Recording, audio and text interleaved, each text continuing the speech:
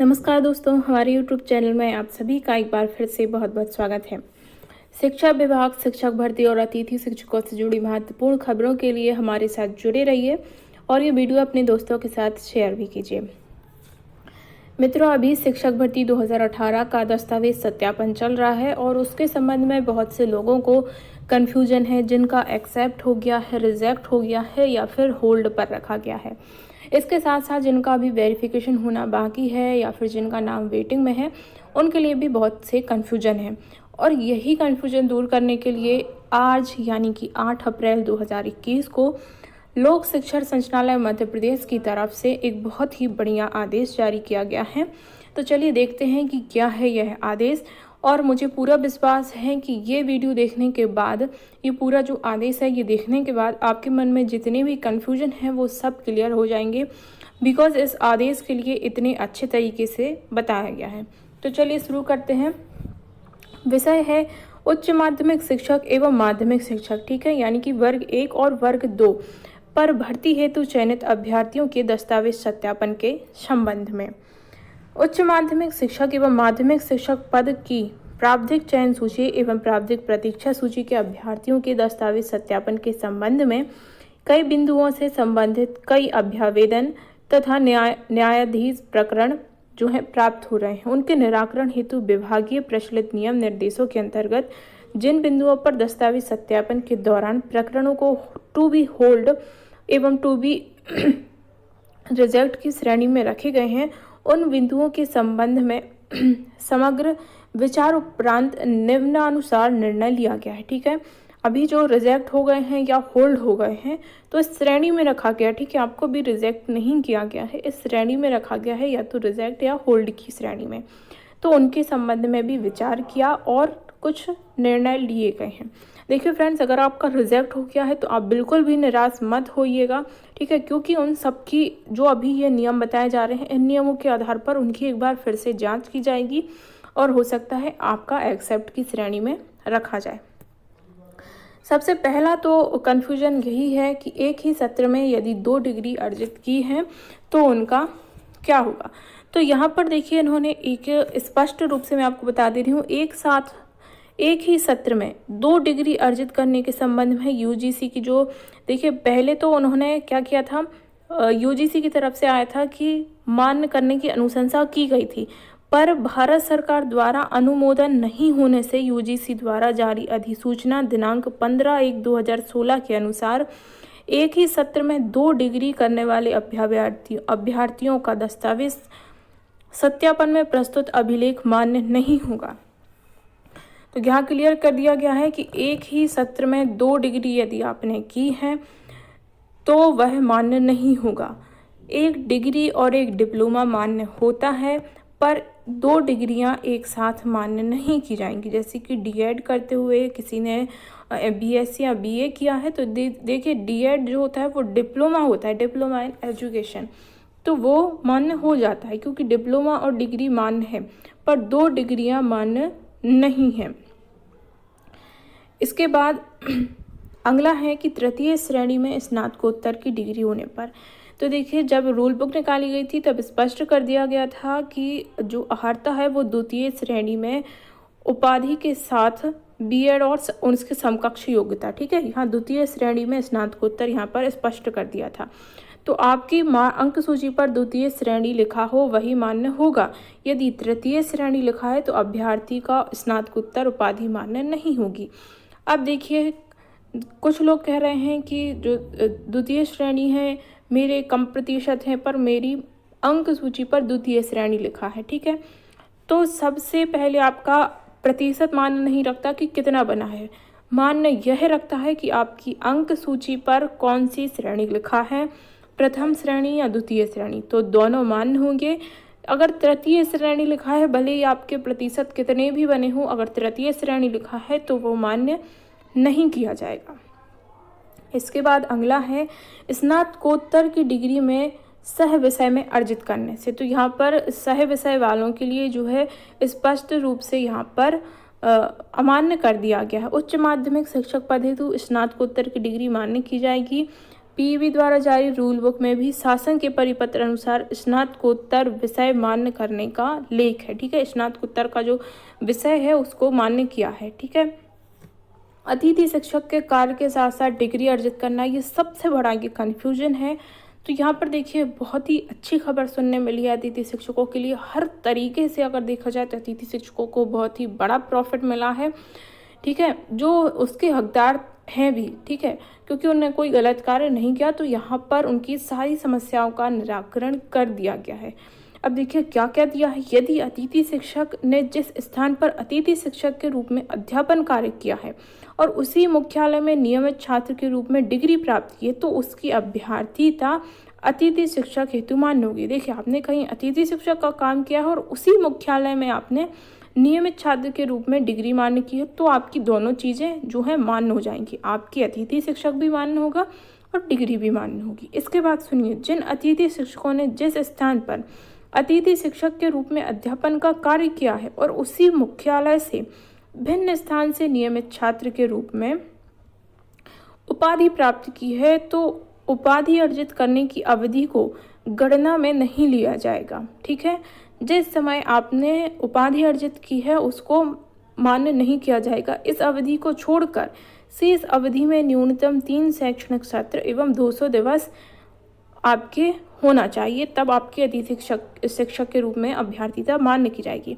देखिए आपने कहीं पर अतिथि शिक्षक का काम किया और दूसरे स्थान से आपने जो है उपाधि अर्जित की, तो आपका जिस समय आपने अतिथि शिक्षक का काम किया है और उसी समय उपाधि की, तो देखिए जिस समय आपकी उपाधि अर्जित करने की जो तिथि थी, मान लीजिए आपने अतिथि शिक्षक 2015 से 20 तक पढ़ाया, ठीक है, 5 साल पढ़ाया है और आपने इसमें 2 साल, मान लीजिए आपने 14 से 16 तक आपने क्या किया, बीएड की, तो आपका जो 15-16 का सत्र है वो क्या है, आपका अतिथि शिक्षक का मान्य नहीं होगा, बल्कि बाकी के जो सत्र हैं वो अतिथि शिक्षक के रूप में मान्य होंगे। पर शर्त एक है कि आपके जो उन सत्रों को छोड़कर आपके 3 सत्र होना चाहिए और 200 दिन, यानी कि जब आपने डिग्री की है उस समय को छोड़कर बाकी का समय में आपके 3 सत्र होना चाहिए और 200 दिन होंगे, तब तो आपको अतिथि शिक्षक के रूप में अभ्यर्थिता मानी जाएगी।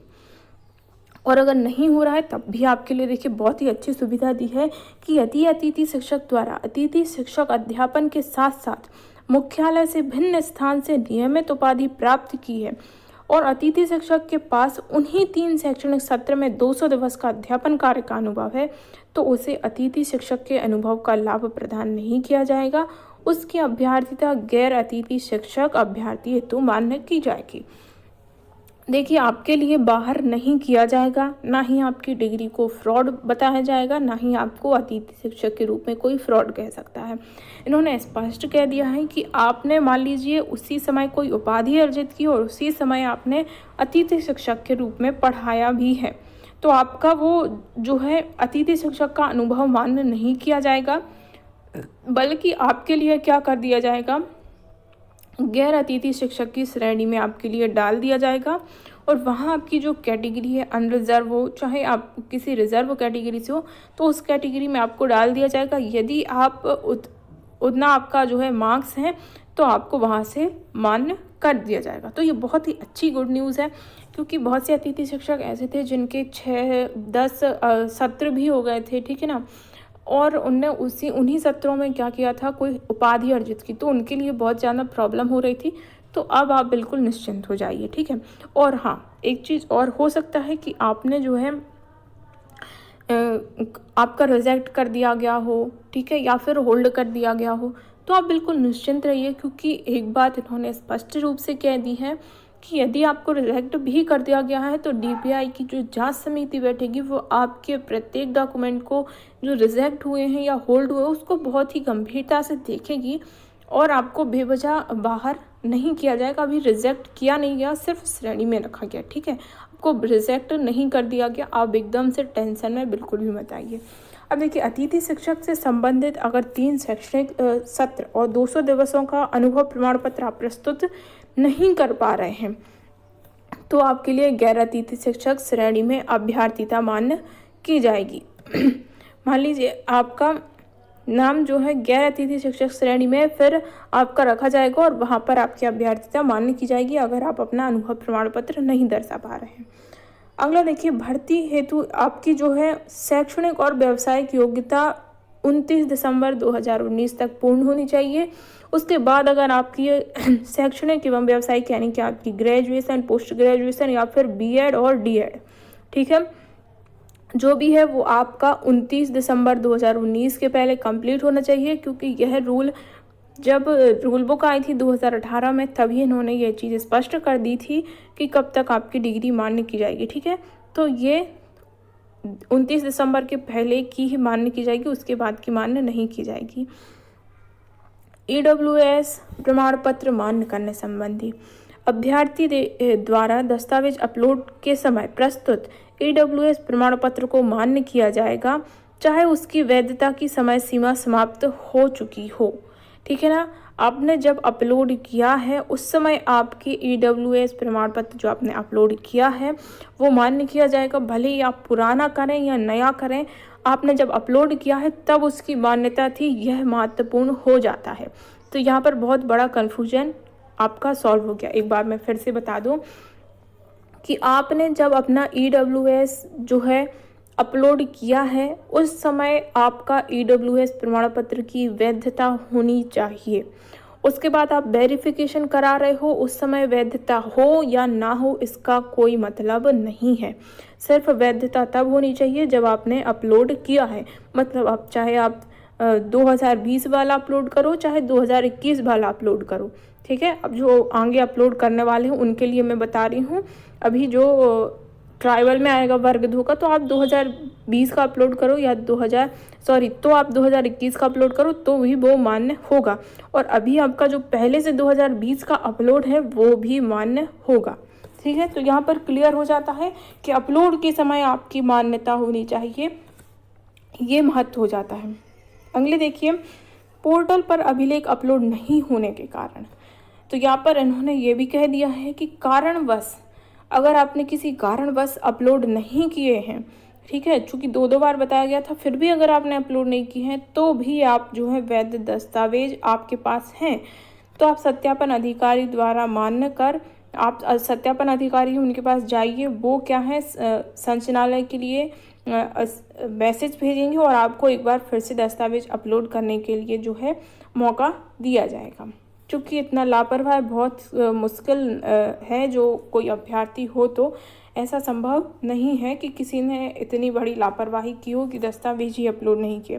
फिर भी अगर किसी कारणवश नहीं किया है तो कोई बात नहीं, आपको मौका दिया जाएगा। शासकीय सेवा में कार्यरत अभ्यर्थियों द्वारा अनापत्ति प्रमाण पत्र प्रस्तुत न करने के कारण, तो स्कूल शिक्षा विभाग के कर्मचारियों द्वारा यदि अनापत्ति प्रमाण पत्र हेतु आवेदन प्रस्तुत किया गया है तो मान्य किया जाए। दूसरा बताया है कि अन्य विभाग के कर्मचारियों को अनापत्ति प्रमाण पत्र अथवा त्याग प्रमाण पत्र ज्वाइनिंग तिथि के पूर्व प्रस्तुत करना होगा। ठीक है, कोई अन्य विभाग के हैं तो उनके लिए अनापत्ति और त्याग प्रमाण पत्र कब प्रस्तुत करना होगा, जब आप ज्वाइनिंग करेंगे उस समय आपको प्रस्तुत करना होगा। त्याग प्रमाण पत्र की स्थिति में पूर्व सेवाओं का लाभ प्राप्त नहीं हो सकेगा। 10वां है आरक्षित प्रवर्ग यथा अनुसूचित जाति जनजाति या फिर जो भी आरक्षित श्रेणी से आते हैं तो प्रमाण पत्र प्रस्तुत नहीं कर पाना। तो देखिए, मध्य प्रदेश के सक्षम अधिकारी द्वारा जारी मूल प्रमाण पत्र प्रस्तुत नहीं किए जाने अथवा अन्य राज्य का आरक्षित श्रेणी का प्रमाण पत्र प्रस्तुत किए जाने पर आवेदन की अभ्यर्थिता निरस्तित कर दी जाएगी। ऐसे अभ्यर्थी अनारक्षित श्रेणी में मान्य होंगे। अन्य राज्य के अभ्यर्थी मध्य प्रदेश में किसी भी प्रकार का आरक्षण, देखिए अन्य राज्य का कोई भी अभ्यर्थी हो उसे मध्य प्रदेश का आरक्षण प्राप्त नहीं होगा। दिव्यांग का प्रमाण पत्र जिला मेडिकल बोर्ड द्वारा जारी किया गया ही मान्य किया जाएगा, ये भी स्पष्ट कर दिया है। शैक्षणिक व्यावसायिक योग्यता मान्यता हेतु तो जो